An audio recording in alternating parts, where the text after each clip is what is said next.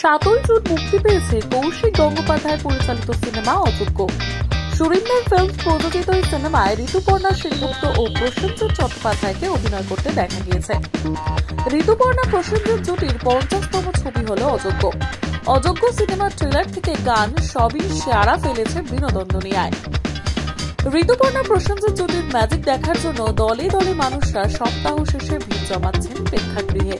মানুষদের কাছে কি করে পৌঁছাবো, মানুষদের কি করে আমরা সিনেমার মাধ্যমে তাদেরকে আনন্দ দেব, এবং এইটা বোধহয় বাংলা অডিয়েন্স তোমাদের মাধ্যমে এইটুকু জেনে গেছেন যে 30 বছর ধরে এই দুটো মানুষ শুধুমাত্র সিনেমাটাই খুব মন দিয়ে করেন, এর বাইরে এরা কিছু জানেন না। তো এইটুকু আমরা দেখি, ভালোবাসি, সম্মান, যারা ছোট তারা সম্মান দেয়, যারা বড় তারা আশীর্বাদ দেয়। তাই জন্য বোধহয় আজও আমরা অযোগ্য করে যেতে পারছি। আমি সেটাই বলছিলাম, যেটা এটা আমাদের সেলিব্রেশন না, অডিয়েন্সের সেলিব্রেশন। আমরা সবাই মিলে এটা সেলিব্রেট করছি, আমাদের এই পেয়ারিং এর 50th ফিল্ম। আর এটা শুধুমাত্র ওয়েস্ট বেঙ্গলে না, ভারতবর্ষে আজকে প্যান ইন্ডিয়া রিলিজ হয়ে গেছে এবং প্রত্যেকে এটা নিয়ে উচ্ছ্বাস করছে, উন্মাদনা করছে। অনেক ছবি হাউসফুল হয়ে গেছে, অনেক শো হাউসফুল হয়ে গেছে। এখানে তো হয়েইছে, বাইরেও হয়েছে, কারণ সবাই বলে যে ছবি কেন দেখতে পাই না, কেন আসছে না। তবে এটা সাবটাইটেল আছে, তাই ল্যাঙ্গুয়েজ এখন তো আর কোনো বার নয়। আর দর্শকের ভালোবাসার জায়গাটা এত গভীর না এখানে, যে কখনোই আমাদের মেমোরিটা ফেড হয়ে যায় 14 বছর না কাজ করার পরেও।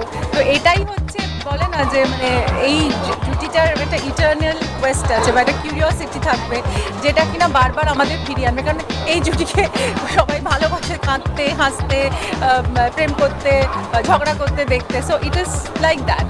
তো আমার ধারণা যে সবাইকে, সবার মধ্যেই জুটি বেঁচে থাকবে। 80 বছর বয়সে তো তোমার কি টেনশন হচ্ছে আজকে প্রিমিয়ারে 50তম ছবি? আমার সবসময় ছবির সময় প্রিমিয়ারের টেনশন হয়, কারণ ওইটাই বোধহয় মানে পরীক্ষার সময় যেরকম মানে কোয়েশ্চেন পেপার দেওয়ার মানে রেজাল্টের আগে টেনশন হয়, সেরকমই। কারণ আমি মনে করি যে কোনো একটা কাজে যদি আমি সবসময় ফুল স্যাটিসফাইড হয়ে যাই, তাহলে সেই কাজের ওই হাঙ্গারটা আমার আর থাকবে না। মানে প্রত্যেক মুহূর্তে আই ফিল দ্যাট আমার ওই চ্যালেঞ্জটা, ওই ভয়টা যেন আমাকে তাড়িয়ে বেড়ায় আরও ভালো কাজ করা। এর মধ্যে অনেকগুলো হল হাউসফুল। হ্যাঁ, অনেকগুলো হল হাউসফুল অলরেডি। আমার মনে শনি রোববারও নন্দনে গেছিলেন এবং সাংঘাতিক রেসপন্স। এবং মানে আমাকে ইনফ্যাক্ট একটু আগে বললেন যে এই শোটা আমাদের বন্ধু বান্ধব বিশেষ কিছু মানুষরা দেখছেন, যেটাকে আমরা প্রিমিয়ার বলি, আমরা চাই সেটা। আমি জানি মিডিয়ার আমার যারা ছোট তাদেরকেও বলছি, বড়রা মিডিয়ার অর্ধেক লোক দেখে নিয়েছেন, অর্ধেক লোক পরে দেখবেন, কারণ তাদের এটা দেখা হয় না। কিন্তু আমাকে বললেন যে এইটা যদি এমনি এটা প্রিমিয়ার না হতো, এই শোটাও ফুল যেত, কারণ 8টা শোটা ফুল হয়ে আছে।